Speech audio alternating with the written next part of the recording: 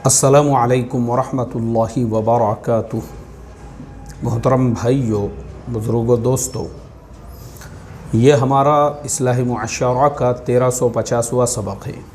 मोहतरम दोस्तों, अल्लाह तबारक व तआला की ताकत, अल्लाह की कुदरत हम बचपन से सुनते आ रहे हैं, किताबों में पढ़ रहे हैं, हम खुद भी बयानात के अंदर उम्मत को ये सबक देते हैं, दर्स देते हैं कि जब अल्लाह तबारक व तआला काम लेने पर आ जाते हैं तो उस अल्लाह ने अबाबिल से काम लिया, चूंटियों से काम लिया, मकड़ी से काम लिया, परिंदों से काम लिया, मच्छरों से काम लिया। ये खुदा की ताकत है। और हमको तो यही सिखाया जाता है कि करने धरने वाली ज़ात एक अल्लाह की है। अल्लाह सब कुछ के बग़ैर सब कुछ कर सकते हैं और सब कुछ अल्लाह के बग़ैर कुछ भी नहीं कर सकता। ये मैं सारी मिसालें आपको ये समझाने के लिए दे रहा हूँ, आज के ज़माने में साइंस टेक्नोलॉजीज़ इतनी ज़्यादा हाईटेक हो चुकी है। मैं आपको ज़रा साइंस की एक दो मिसालें देता हूँ तो आपको पता चलेगा कि आज का इंसान वो अपने आप को कितना ज़्यादा हाईटेक समझने लग गया है। इंसानों ने चांद के बाजू में एक सितारा आपने देखा होगा, मगरिब से पहले नज़र आता है, उसे मार्स कहते हैं। ज़मीन से सबसे ज़्यादा दूरी पे वही सितारा है मार्स। वो जो मार्स सितारा है, अमेरिकन साइंटिस्टों ने उसके ऊपर एक मशीन पाथफाइंडर भेजकर वहाँ पे बोर खोदने लगाए पानी है क्या नहीं देखने के लिए। ये और बात है कि जिस ज़मीन पे हम रहते हैं, जिस अर्थ पे हम रहते हैं, करोड़ों लोगों को पीने का पानी यहाँ मुयस्सर नहीं है। मगर अब क्या करेंगे, जब अक्ल के ऊपर पर्दा पड़ जाता है तो जिस ज़मीन पे रह रहे वहाँ के लोगों के प्यास से ज़्यादा फ़िक्र इस बात की होती है, बोले मांस पे बोर मार के देखेंगे वहाँ पानी है क्या नहीं है। अल्लाह हिफाजत फरमाए। इसी तरह से साइंस और टेक्नोलॉजीज़ इतनी हाईटेक हो चुकी है। इज़राइल ने मक्खियाँ बनाई हुई है, जो मक्खियाँ मच्छर हमारे आजू बाजू घूमते हैं ना, उन्होंने ऐसे डुप्लीकेट मक्खियाँ मच्छर बनाए हुए हैं जो जासूसी करते हैं। उनमें कैमरे लगे हुए हैं, आपकी बातचीत की पूरी आवाज़ उसके अंदर जा रही है। इतनी ज़्यादा साइंस टेक्नोलॉजीज़ हाईटेक हो चुकी है। अब मिसाल देने को और भी बहुत सारी चीज़ें हैं, आप अपने आजू बाजू भी साइंस की हज़ारों चीज़ें देख सकते हैं। लेकिन ऐसे हाईटेक ज़माने के अंदर क्या कोई सोच सकता है 2021 में भी, जो मेरा अल्लाह जिसने मक्खियों से काम लिया था, मच्छरों से काम लिया था, अबाबिल से काम लिया था, मकड़ी के जाले से काम लिया था, कबूतरी से काम लिया था, परिंदों से काम लिया था, वही मेरा अल्लाह जब वो इतने हाईटेक इंसानों को उनकी औकात बताने पर आता है ना कि भाई तुम्हारी औकात क्या है, तुम कितना भी कुछ भी कर लो, मांस पे बोर खोद दो, चांद पे बोर मार के आ जाओ, उसके बावजूद भी तुम अल्लाह की ताकत के सामने बेबस हो, बेकस हो। तुम्हारी औकात, तुम्हारी हैसियत सिर्फ ये है कि तुम एक नापाक कतरे के पानी से बनाए हुए इंसान हो। तुम मोहताज हो अल्लाह के सामने, तुम भले अपने आप को कितना भी ताकतवर समझ लो। जब अल्लाह अपनी ये ताकत बताने पर आते हैं ना, तो आज के ज़माने में भी अल्लाह ने अपनी ताकत बतलाई है कीचड़ के ज़रिए से। कीचड़ जो होता है ना, बहुत सारे इलाक़ों में उसको चिक्कड़ कहते हैं, कहीं पे कीचड़ कहते हैं। जो कीचड़ होता है मिट्टी का, जो दलदल होता है, जब अल्लाह अपनी ताकत बताने पे आते हैं तो पूरी दुनिया को झुका देते हैं कि तुम बेबस हो। और ये इतना लंबा चौड़ा मैंने जो तमहीद अभी आप लोगों के सामने पेश की, वो आपको ये समझाने के लिए कि देखो खुदा की ताकत। अल्लाह ने क्या किया, एक 400 मीटर का जहाज़, 400 मीटर जिसका वज़न है 2 लाख टन, वो समंदर के एक रास्ते में अटक गया। वो एक जहाज़ जब अटक गया, पूरी दुनिया उसके सामने जो है बेबस हो गई। हर घंटे एवरी आवर मतलब हर घंटे पूरी दुनिया की इकोनॉमी को 400 मिलियन डॉलर, तकरीबन हमारे इंडियन करेंसी में वो होते हैं 3000 करोड़ रुपये, हर घंटे पूरी दुनिया की इकोनॉमी को सिर्फ वो चिक्कड़ की वजह से, यानी कीचड़ में वो जहाज़ ऐसा अटक गया। अभी हम उसके डिटेल आपको बताएंगे, लेकिन पूरी दुनिया बेबस हो गई उसके सामने। पूरी दुनिया के जो जहाज़ यूरोप से एशिया, एशिया से यूरोप, चाइना से, जापान से, कोरिया से जो यूरोप के मुल्कों में जाते थे, उनका सबका रास्ता जो है वो आड़ा हो गया। जहाज़ तो पूरों का रास्ता रुक गया। अब रास्ता रुकने की वजह से दूसरे जो जहाज़ थे, बड़े बड़े कार्गो जहाज़, ना वो उधर जा सकते हैं, ना उधर वाले जो वहाँ पे लाइन लगा के खड़े हैं वो इधर आ सकते हैं, क्योंकि रास्ते में वो अटक गया। पूरी दुनिया बेबस हो गई। जिस दुनिया ने मांस पे बोर मार दिया था पानी के लिए, वो उस कीचड़ का इंतज़ाम नहीं कर सके। मेरे मोहतरम दोस्तों, ये है अल्लाह की ताकत। अब ये कैसे हुआ, क्यों हुआ, और अल्लाह अपनी ऐसी ताकत के झटके कभी कभी क्यों देते रहते हैं, चलिए अब हम उसके ऊपर डिटेल्स में बात करते हैं।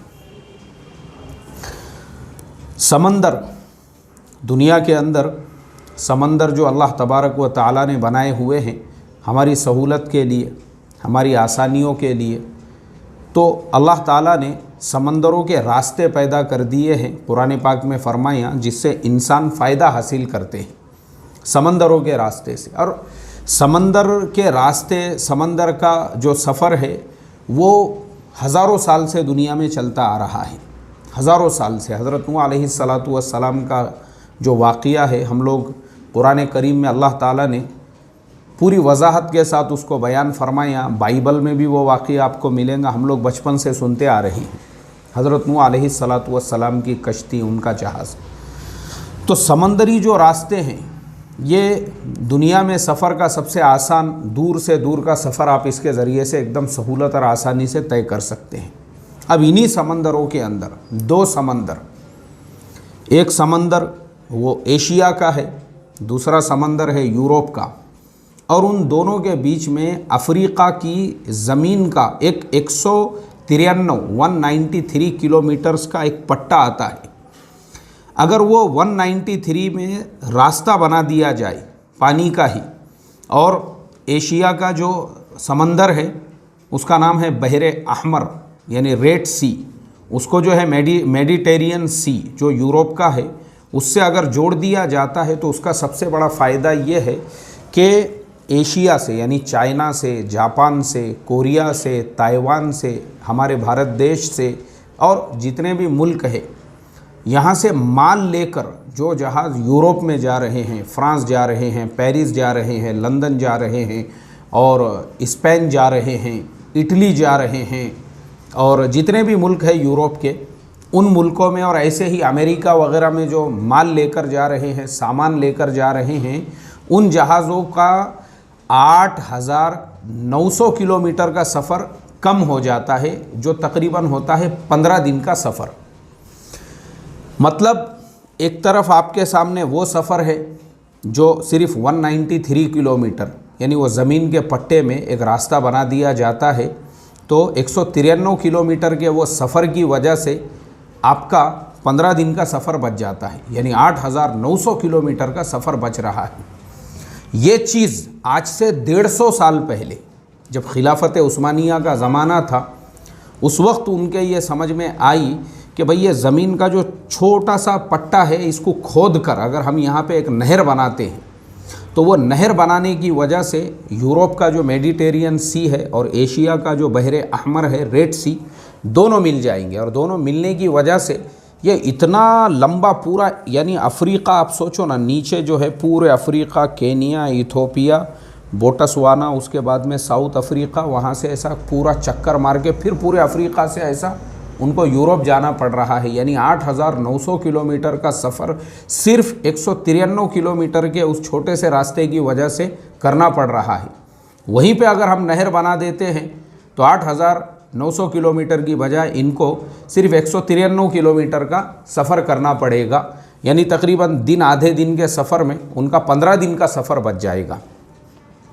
खिलाफत उस्मानिया ने आज से तकरीबन 150 साल पहले 1858 में नहर सुइज़ यानी उस रास्ते को बनाने की बुनियाद डाली, और 10 साल लगे। 15 लाख मज़दूर रोज़ाना उसकी खुदाई का काम करते थे, क्योंकि वो ज़माना तो हाथों का था। हाथों से खोद कर उन्होंने 10 साल लगातार 15 लाख मज़दूरों ने मेहनत की, और वो 15 लाख मज़दूरों की मेहनत का सिला ये मिला कि 10 साल के बाद वो नहर बनकर तैयार हो गई। अब वो नहर जब बन के तैयार हो गई तो उस नहर की वजह से वही फ़ायदा होने लगा, बड़ी खुशियाँ मनाई गई और पूरी दुनिया के जो जहाज़ थे, ये जो जहाज़ों से जो लोग सफ़र करने वाले थे, उन्होंने खिलाफत उस्मानिया का बहुत बहुत शुक्रिया अदा किया कि तुम्हारी वजह से ये जो रास्ता है, 2 समंदर जब मिल गए हैं तो 15 दिन का रास्ता अब सिर्फ चंद घंटों में तय हो रहा है, चंद घंटों में। यानी 8,900 किलोमीटर के रास्ते को तुमने 193 के रास्ते में बदल दिया। पूरी दुनिया ने उनका शुक्रिया अदा किया। उसके बाद में मिस्र की गवर्नमेंट ने अभी आज से तकरीबन 5-6 साल पहले 2014 में वापस से वो जो रास्ता था उसको नहर सुइस कहते हैं, उसको और ज़्यादा चौड़ा किया और चौड़ा करके उसको एफेल टावर के बराबर में चौड़ा किया। यानी 300 मीटर का वो रास्ता बनाया, 300 मीटर उसकी चौड़ान कर दी। अच्छा, उसके अंदर से और ज़्यादा खुदाई वगैरह की ताकि बड़े बड़े जहाज़ भी वहाँ से सफ़र कर सके। अब और ज़्यादा वो रास्ता चौड़ा होने से, उसमें और खुदाई होने की वजह से अब जो बड़े बड़े जहाज़ थे वो भी उस रास्ते से सफ़र तय करते थे, क्योंकि मिस्र को उससे फ़ायदा था।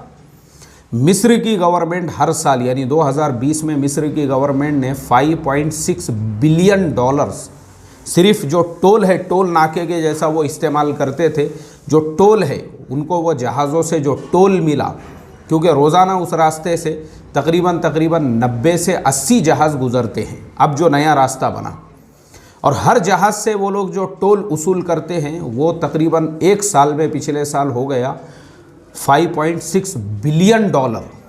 आप सोच सकते हैं रोज़ाना, यानी मिस्र की गवर्नमेंट को कितना बड़ा रीढ़ की हड्डी है वो वहाँ के इकोनॉमी की।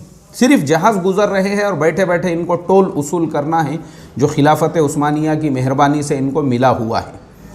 अब उसके बाद क्या हो गया, अब देखो अल्लाह की ताकत। ये जो जहाज़ है ये ताइवान की एक कंपनी है एवरग्रीन, और इसका नाम है एवरगिवन। ये एवरगिवन नाम का जो जहाज़ है ये उसी रास्ते से सफ़र तय कर रहा है। अब जहाज़ कितना बड़ा है आप सोचो, ये जहाज़ है 400 मीटर लंबा मतलब आधा किलोमीटर लंबा है ये। आप सोचो, पानी का जहाज़ आधा किलोमीटर लंबा। जहाज़ का वज़न कितना है, 2 लाख टन। 2 लाख टन जहाज़ का वज़न है टोटल। उस पे जो कंटेनर रखे हुए हैं, कंटेनर, वो टोटल जितने कंटेनर है, अगर एक एक कंटेनर को उठा के एक एक ट्रक के ऊपर रख दिया जाए और वो लाइन से पूरे ट्रक रहे, क्योंकि एक ट्रक एक कंटेनर उठाता है, वो भी 36 टायर का ट्रक लगता है उसको। अब आप सोचो 36 टायर के एक ट्रक के ऊपर जब वो कंटेनर उन्होंने रख दिए, तो अगर वो ट्रकों को लाइन में खड़ा किया जाए तो वो होता है 273 किलोमीटर। आप सोच सकते हैं, यानी इतना बड़ा सामान वो पानी के जहाज़ के अंदर था कि अगर ट्रकों पे वो माल रख दिया जाता तो खाली ट्रकों की लाइन जो है वो 273 किलोमीटर तक लग जाती थी। इतनी लंबी लाइन, एक के ऊपर एक वो कंटेनर रखकर, वो जहाज़ के अंदर इतने कंटेनर भरे हुए थे और वो आधा किलोमीटर लंबा जहाज़। अब देखो अल्लाह की ताकत, अल्लाह ताला दुनिया को कैसे बेबस करते हैं। अल्लाह ताला जो है बताते हैं, भले तुमने कितनी भी तरक्की कर ली हो, तुम अल्लाह के सामने बेबस और बेकस हो। हवाएं चली, आंधियाँ आई। अब आंधी तूफ़ान के अंदर वो जहाज़ जो है, उसके कैप्टन और उसके अंदर जो कंप्लीट स्टाफ था वो सब हमारे भारतीय भाई थे। तो हमारे जितने भी वहाँ पे इंडियन जो पूरी टीम थी, उन्होंने बहुत कोशिश की उसको कंट्रोल करने की, लेकिन हवा, आंधी, तूफ़ान का वो लोग मुकाबला नहीं कर सके। और वो जो रास्ता है, जो नहर सुइज़ का जो रास्ता है वो है 300 मीटर चौड़ा और जहाज़ जो है वो है 400 मीटर चौड़ा। अब जहाज़ जो है अब बेकाबू हो गया और होके वो जो है, जो खड़ा जहाज़ पानी में चल रहा था नहर में, वो आड़ा हो गया।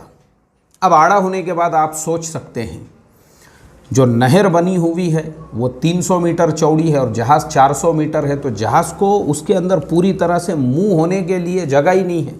तो जहाज़ दोनों साइड में अटक गया जाकर। अब जब जहाज़ दोनों साइड में अटक गया, अटकने के बाद काहे में अटका, कीचड़ में।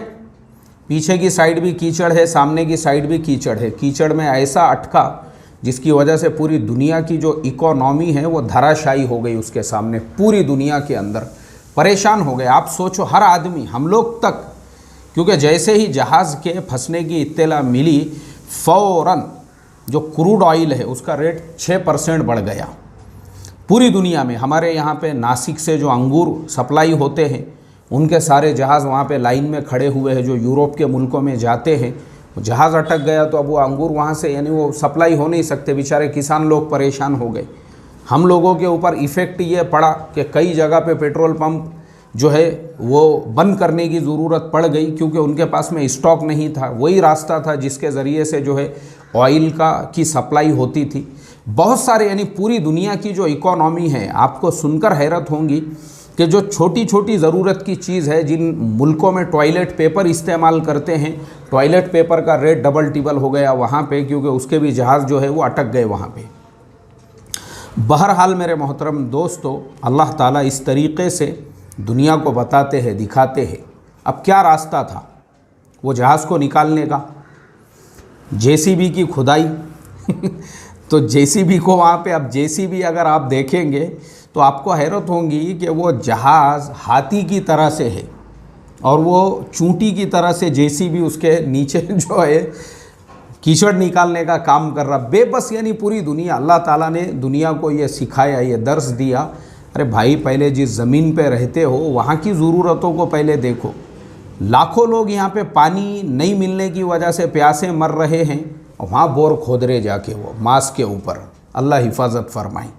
बहरहाल मेरे मोहतरम दोस्तों, 8 दिनों की मेहनत और मशक्क़त के बाद बहरहाल वो जो जहाज़ था, कुछ मशीनें वगैरह ऐसी लगाई गई, उसके नीचे की रेत निकाल कर और बहुत कोशिश करके उस कीचड़ को हटाया गया। और फिर उसको, सबसे बड़ा फ़ायदा फिर यहाँ पे अल्लाह की ताकत का ही हुआ कि समंदरों में दोबारा से हाई टाइड आ गया। इन लोगों ने जो काम करने वाले थे वो सब पीछे हट गए, कीचड़ हटाने वाले भी, मट्टी निकालने वाले भी। वापस से समंदर में ही तूफ़ान आया और वो तूफ़ान की वजह से वो जो अटका हुआ जहाज़ था खुद ब खुद हिलने लगा। खुद ब खुद हिलते हिलते वो जैसा था वो अपने यानी जो सीधा था वो सीधा हो गया। आप सोचो, अल्लाह ने 8 दिन तक इंसानों को बताया तुम कुछ नहीं कर सकते, तुम्हारे बस का है ही नहीं उसको हिलाना। वो कहाँ हाथी के जैसा जहाज़ और वो जेसीबी चूंटी जैसा वहाँ पे कीचड़ निकालने का काम कर रहा है। अल्लाह हिफाजत फरमाए। बहरहाल ये पूरे वाक़ये से हमको जो इबरत मिलती है वो यही, हम चाहे कितने भी अपने आप को हाईटेक समझ लें, दुनिया चाहे अपने आप को कितनी भी ताकतवर और पावरफुल समझ ले, लेकिन अल्लाह की ताकत के आगे, अल्लाह की कुदरत के आगे बेबस है। अल्लाह इसका फ़हम और बसीरत हम तमाम को अता फ़रमाए और हमारे दिलों में ईमान को मज़बूती के साथ में जमा दें। अस्सलामु अलैकुम व रहमतुल्लाहि व बरकातहू।